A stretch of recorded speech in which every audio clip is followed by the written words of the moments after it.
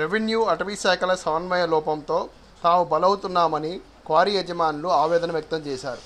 క్వారీలు మూతపడితే వేల కుటుంబాలు రోడ్డున పడతాయని, ప్రభుత్వం స్పందించి తమను ఆదుకోవాలని శనివారం ఇబ్రహీంపట్నం ప్రెస్ క్లబ్ కార్యాలయంలో ఏర్పాటు చేసిన విలేకరుల సమావేశంలో ఇబ్రహీంపట్నం, జీ కొండూరు క్వారీ మరియు క్రషర్ అసోసియేషన్ ప్రతినిధులు విజ్ఞప్తి చేశారు.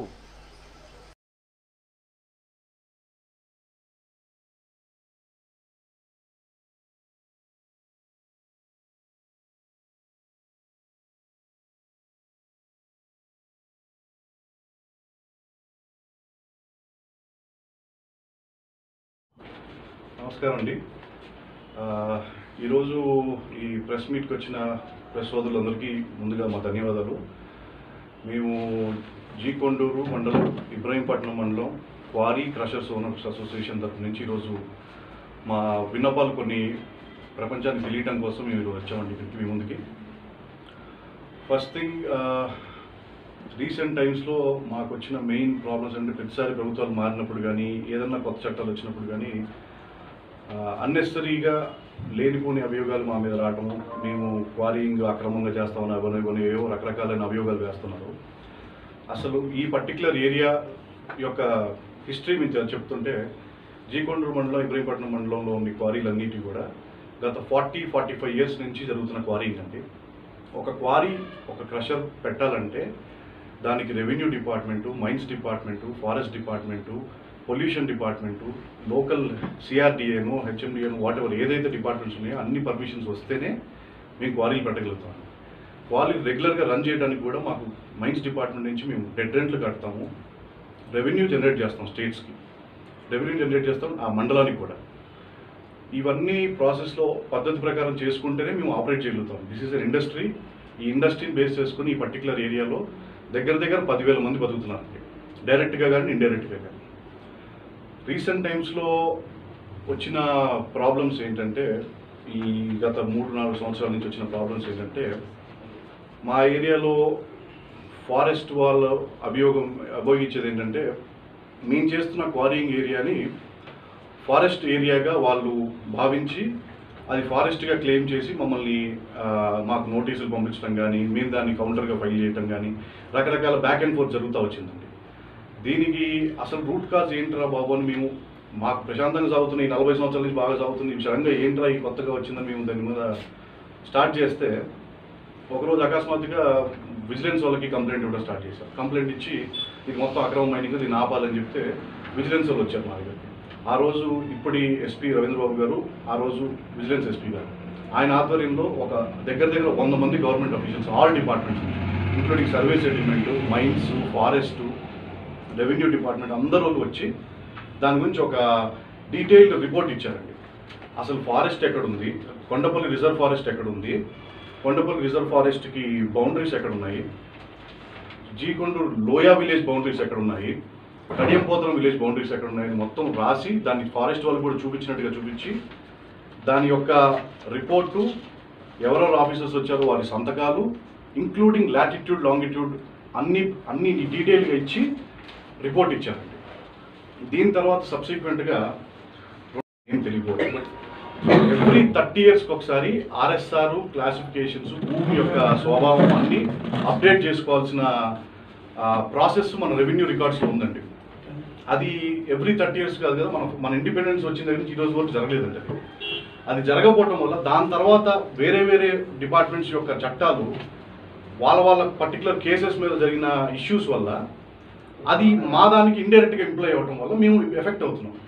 సో దానికి గాను మేము కలెక్టర్ గారికి ఒక రిప్రజెంటేషన్ ఇచ్చాము, జేసీ గారికి రిప్రజెంటేషన్ ఇచ్చాము, అట్లాగే రెవెన్యూ మినిస్ట్రీ గారికి, సీఎం గారికి కూడా ఇచ్చాము. ఇది పాత ప్రభుత్వంలో చంద్రబాబు నాయుడు గారి ప్రభుత్వంలో ఇచ్చాము, జగన్మోహన్ రెడ్డి గారి ప్రభుత్వం కూడా రిప్రజెంటేషన్ ఇచ్చాము. అయ్యా మాకు ఈ ప్రాబ్లం ఉంది అని. 2 ప్రభుత్వాలు సానుకూలంగా, ఎందుకంటే మేము ఇక్కడ ఎటువంటి అన్యాయం చేసి మేము చేసేది కాదండి. ఇది మా సొంత భూమి కాదు, గవర్నమెంట్ భూమి. మాకు లీజ్ ఇస్తేనే మేము పెట్టుకోగలిగాం, గవర్నమెంట్ పర్మిషన్ ఇస్తేనే మాకు బ్యాంక్ లోన్లు ఇచ్చినాయి. లోన్లు పెట్టుకొని మేము ఆస్తులు కుదో పెట్టుకున్నాం, ఏం చేసో ఏదో చేసి డబ్బులు పోగు చేసుకొని అక్కడ పెట్టుకున్నాం ఇండస్ట్రీ. మమ్మల్ని బేస్ చేసుకొని మేము బతుకుతున్నాం, మమ్మల్ని బేస్ చేసుకొని కొన్ని వేల మంది బతుకుతున్నారు, అందరం హ్యాపీగా ఉంటున్నాం. మాకు సదుద్దేశం ఏం లేదు, ఇదేమి మేజర్ మినరల్ కూడా కాదండి, this is normal minor mineral. మేము దీన్ని వేరే రకమైన ఉద్దేశాల్లో మమ్మల్ని చూసి మమ్మల్ని భూతత్వంతో చూపించి అనవసరంగా మమ్మల్ని హైలైట్ చేస్తున్నారు. రీసెంట్ టైమ్స్ మేము ఈ గవర్నమెంట్కి 1 year బ్యాక్ మేము పెట్టుకున్న పిటిషన్ రిప్రజెంటేషన్ మా అసోసియేషన్ తరఫు నుంచి, అయ్యా ఈ క్లాసిఫికేషన్లో ఇట్లాంటి ప్రాబ్లం వస్తుంది, ఈ ప్రాబ్లం ఇట్లనే కంటిన్యూ అవుతే రేపు పొద్దున మనం జీకొండూరు లోయా విలేజ్లో 26/2 సర్వే నెంబరు 143 సర్వే నెంబర్ రెండు కలిపి దగ్గర ఒక 400 చిల్లర ఎకరాలండి. అలాగే కడియంపోతరం విలేజ్కి లోయా విలేజ్ మధ్యలో గ్యాప్ ఏరియా ఉంది, అది కడియంపోతరం విలేజ్ కిందకి వస్తుందండి. అదొక 200 acres ఉంది. మొత్తం కలిపి దగ్గర 600 ఎకరాల చిల్లర ల్యాండ్ మన రెవెన్యూ పక్కా రెవెన్యూ భూమి, ఇంక్లూడింగ్ ఎఫ్ఎంబి మ్యాప్స్, దాని ఆర్ఎస్ఆర్ మన ఎఫ్ఎంబి మ్యాప్స్, దాని యొక్క క్లాసిఫికేషన్ అన్ని ట్రావర్స్ డేటా అన్ని మన సర్వే సెటిల్మెంట్ డిపార్ట్మెంట్ జరుగుతుంది. ఇది survey number 26/2 of Loya village అండి. 1927 మ్యాప్ అండి దీని ఎఫ్ఎంబి మ్యాప్. అప్పటి కర్ణాలే దీనికి చేంజ్ చేసి దానికి ట్రావర్స్ డేటా కట్టి దాని మ్యాప్ తయారు చేశారండి. ఇది అన్సర్వేడ్ బ్లాక్ గ్యాప్ ఏరియా అండి. కడియంపోతరం విలేజ్ లోయా విలేజ్ మధ్యలో ఉన్న గ్యాప్ ఏరియా ఇది. ఈ ఏరియా కలిపితేనే Kadiyampotharam village total village RSR tally అవుతుంది. 933 ఎకరాలు ఇది కలిపితేనే టాలీ అవుతుంది, లేకపోతే టాలీ అవుతుంది. సేమ్ థింగ్ అలాగే ఇది సర్వే నెంబర్ 143 సర్వే నెంబర్ అండి. మొన్నటిదాకా పాత టీఎఫ్ఓ గారు ఎవరో ఉన్నారు, ఆయన అసలు 143 అనేది ప్రపంచంలో లేదు, పుట్టించారు, రెవెన్యూ రికార్డ్స్ రాశారండి. నాకు అది ఎట్లా చేస్తారో నాకు అనిపించలేదు.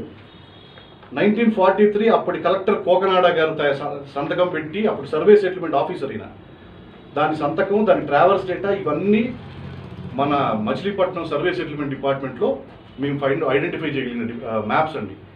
ఈ 143 సర్వే నెంబర్ కానీ 26/2 సర్వే నెంబర్ కానీ ఇవి కలిపితేనే లోయా విలేజ్ మొత్తం కలిపి 1270 ఎకరాలండి. ఇవి రెండు కలిపితేనే ఆ విలేజ్ టాలీ అవుతుంది, లేకపోతే టాలీ కావట్లేదు. ఈ రిపోర్ట్స్ అన్ని సర్వే సెటిల్మెంట్ వాళ్ళు గవర్నమెంట్కి పంపించడము, అలాగే ఫైనల్ నేను తెలియకపోవచ్చు, బట్ ఎవ్రీ 30 yearsకి ఒకసారి ఆర్ఎస్ఆర్ క్లాసిఫికేషన్స్ భూమి యొక్క స్వభావం అన్నీ అప్డేట్ చేసుకోవాల్సిన ప్రాసెస్ మన రెవెన్యూ రికార్డ్స్లో ఉందండి. అది ఎవ్రీ 30 years కాదు కదా, మన ఇండిపెండెన్స్ వచ్చిన దగ్గర నుంచి ఈ రోజు వరకు జరగలేదండి. అది జరగకపోవడం వల్ల దాని తర్వాత వేరే డిపార్ట్మెంట్స్ యొక్క చట్టాలు వాళ్ళ పర్టికులర్ కేసెస్ మీద జరిగిన ఇష్యూస్ వల్ల అది మా దానికి ఇండైరెక్ట్గా ఇంప్లై అవ్వడం వల్ల మేము ఎఫెక్ట్ అవుతున్నాం. సో దానికి గాను మేము కలెక్టర్ గారికి ఒక రిప్రజెంటేషన్ ఇచ్చాము, జేసీ గారికి రిప్రజెంటేషన్ ఇచ్చాము, అట్లాగే రెవెన్యూ మినిస్ట్రీ గారికి, సీఎం గారికి కూడా ఇచ్చాము. ఇది పాత ప్రభుత్వంలో చంద్రబాబు నాయుడు గారి ప్రభుత్వంలో ఇచ్చాము, జగన్మోహన్ రెడ్డి గారి ప్రభుత్వం కూడా రిప్రజెంటేషన్ ఇచ్చాము. అయ్యా మాకు ఈ ప్రాబ్లం ఉంది అని. రెండు ప్రభుత్వాలు సానుకూలంగా, ఎందుకంటే మేము ఇక్కడ ఎటువంటి అన్యాయం చేసి మేము చేసేది కాదండి. ఇది మా సొంత భూమి కాదు, గవర్నమెంట్ భూమి. మాకు లీజ్ ఇస్తేనే మేము పెట్టుకోగలిగాం, గవర్నమెంట్ పర్మిషన్ ఇస్తేనే మాకు బ్యాంక్ లోన్లు ఇచ్చినాయి. లోన్లు పెట్టుకొని మేము ఆస్తులు కుదో పెట్టుకున్నాం, ఏం చేసో ఏదో చేసి డబ్బులు పోగు చేసుకొని అక్కడ పెట్టుకున్నాం ఇండస్ట్రీ. మమ్మల్ని బేస్ చేసుకొని మేము బతుకుతున్నాం, మమ్మల్ని బేస్ చేసుకొని కొన్ని వేల మంది బతుకుతున్నారు, అందరం హ్యాపీగా ఉంటున్నాం. మాకు స్వదుద్దేశం ఏం లేదు, ఇదేమి మేజర్ మినరల్ కూడా కాదండి, this is normal minor mineral. మేము దీన్ని వేరే రకమైన ఉద్దేశాల్లో మమ్మల్ని చూసి మమ్మల్ని భూతత్వంతో చూపించి అనవసరంగా మమ్మల్ని హైలైట్ చేస్తున్నారు. రీసెంట్ టైమ్స్ మేము ఈ గవర్నమెంట్కి 1 year బ్యాక్ మేము పెట్టుకున్న పిటిషన్ రిప్రజెంటేషన్ మా అసోసియేషన్ తరఫు నుంచి, అయ్యా ఈ క్లాసిఫికేషన్లో ఇట్లాంటి ప్రాబ్లం వస్తుంది, ఈ ప్రాబ్లం ఇట్లనే కంటిన్యూ అవుతే రేపు పొద్దున మనం జీకొండూరు లోయా విలేజ్లో 26/2 సర్వే నెంబరు 143 సర్వే నెంబర్ రెండు కలిపి దగ్గర ఒక 400 చిల్లర ఎకరాలండి.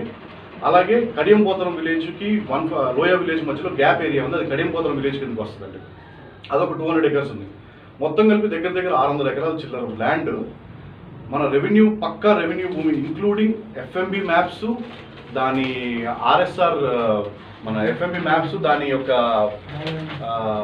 క్లాసిఫికేషన్ అన్ని ట్రావర్స్ డేటా అన్ని మన సర్వే సెటిల్మెంట్ డిపార్ట్మెంట్ జరుగుతుంది. ఇది survey number 26/2 of Loya village అండి. 1927 మ్యాప్ అండి దీని ఎఫ్ఎంబి మ్యాప్. అప్పటి కర్ణాలే దీనికి చేంజ్ చేసి దానికి ట్రావర్స్ డేటా కట్టి దాని మ్యాప్ తయారు చేశారండి. ఇది అన్సర్వేడ్ బ్లాక్ గ్యాప్ ఏరియా అండి. కడియంపోతరం విలేజ్ లోయా విలేజ్ మధ్యలో ఉన్న గ్యాప్ ఏరియా ఇది. ఈ ఏరియా కలిపితేనే Kadiyampotharam village total village RSR tally అవుతుంది. 933 ఎకరాలు ఇది కలిపితేనే టాలీ అవుతుంది, లేకపోతే టాలీ అవుతుంది. సేమ్ థింగ్ అలాగే ఇది సర్వే నెంబర్ 143 సర్వే నెంబర్ అండి. మొన్నటిదాకా పాత టీఎఫ్ఓ గారు ఎవరో ఉన్నారు, ఆయన అసలు 143 అనేది ప్రపంచంలో లేదు, పుట్టించారు, రెవెన్యూ రికార్డ్స్ రాశారండి. నాకు అది ఎట్లా చేస్తారో నాకు అనిపించలేదు.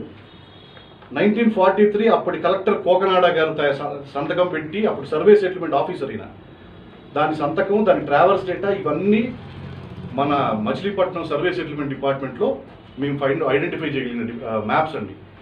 ఈ 143 సర్వే నెంబర్ కానీ 26/2 సర్వే నెంబర్ కానీ ఇవి కలిపితేనే లోయా విలేజ్ మొత్తం కలిపి 1270 ఎకరాలండి. ఇవి రెండు కలిపితేనే ఆ విలేజ్ టాలీ అవుతుంది, లేకపోతే టాలీ కావట్లేదు. ఈ రిపోర్ట్స్ అన్ని సర్వే సెటిల్మెంట్ వాళ్ళు గవర్నమెంట్కి పంపించడము, అలాగే ఫైనల్ ఈ క్వారింగ్ జోన్ తప్పితే కృష్ణా జిల్లాకి ఇంకెక్కడ క్వారింగ్ జోన్ లేదండి. అట్లని మేము లేకపోతే ప్రపంచం బతకదు, మేము లేకపోతే జిల్లా నడవదని కాదండి. మేము జనరేట్ చేసే, మేము ఎంతో కొంత ఈ సొసైటీకి డెవలప్ అయ్యేదానికి మేము తోడ్పడుతున్నాము, అట్లాగే మేము దాని నుంచి మేము కూడా బాగుపడుతున్నాం. It's a mutual thing, win win situation. We are all here. Permission తీసుకొని దాని మీద పర్మిషన్లు ఇచ్చి రాయల్టీలు కట్టి రెంటెంట్లు కట్టి గవర్నమెంట్కి కూడా రెవెన్యూ కడుతున్నాం. మేము కట్టకుండా అయితే మమ్మల్ని చేయనివ్వరు కదండి. ఇన్ని రోజులు 40 సంవత్సరాల నుంచి చూడండి, 45 సంవత్సరాల నుంచి చూడండి, సడన్గా ఈ రోజు వచ్చి ఇది మా భూమి అంటే మరి అంటే ఫారెస్ట్ డిపార్ట్మెంట్ ఇన్ని రోజులు నిద్రపోతుందా, లేదా రెవెన్యూ డిపార్ట్మెంట్ ఈ రోజు వరకు కళ్ళు తెరుచుకోకుండా వాళ్ళు రికార్డ్స్ కరెక్షన్ చేసుకోవట్లేదు అనేది మాకు అర్థం కావట్లేదు. వాళ్ళిద్దరి కరెక్షన్స్ చేసుకోకపోవటం వల్ల ఈరోజు మేము నలిగిపోతున్నాం. మేము నలిగిపోవటం అంటే మా ఇన్వెస్ట్మెంట్ మేము చేస్తున్నాము, మమ్మల్ని బేస్ చేసుకొని అన్ని కుటుంబాలు ఇంత వర్క్మెన్ ఫోర్స్ బతుకుంది, ఆ మండలాల్లోకి వచ్చే రెవెన్యూ బతుకుంది, మేము ఇక్కడ చేయాల్సిన డెవలప్మెంట్ ప్రాజెక్ట్స్ వాళ్ళ మీద మేము అగ్రిమెంట్ అయిన కాపీ అన్ని రకాలుగా మేము ఎఫెక్ట్ అవుతున్నాం. ఫైనల్గా ఇవన్నీ మేము గవర్నమెంట్కి చెప్పిన తర్వాత మా బ్యాంక్ లోన్స్ ఇవన్నీ రకరకాల ఇష్యూస్ ఉంటాయి కానీ ఒక బిజినెస్ అంటే మీకు తెలిసి ఉంటుంది. ఇవన్నీ ఫైనల్గా అయిన తర్వాత గవర్నమెంట్కి ఇవన్నీ వేడుకున్న తర్వాత గవర్నమెంట్ అండర్ రెవెన్యూ మినిస్ట్రీకి సంబంధించిన స్పెషల్ చీఫ్ సెక్రటరీ గారు ఒక కమిటీ వేసి సర్వే సెటిల్మెంట్ డిపార్ట్మెంట్ డైరెక్టర్ గారి దగ్గర నుంచి ఒక రిపోర్ట్ తెప్పించుకుంది. Demarcation of the boundary between revenue and forest రెండు బౌండరీ డిసైడ్ చేసింది. అట్లాగే మన 3-man కమిటీ రిపోర్ట్ జేసీ గారు వేసిన 3-man కమిటీ రిపోర్ట్ తెప్పించుకుంది, అది చూసింది. దాంట్లో క్లియర్గా రాసింది అంబిగ్విటీ ఉంది, క్లాసిఫికేషన్ దాన్ని మార్చుకోవాలి. అట్లాగే ఫారెస్ట్ వాళ్ళ రిపోర్ట్ కూడా తెప్పించుకుంది, వాళ్ళ వాదన కూడా విన్నది. అలాగే CCLA వాదన కూడా విన్నది.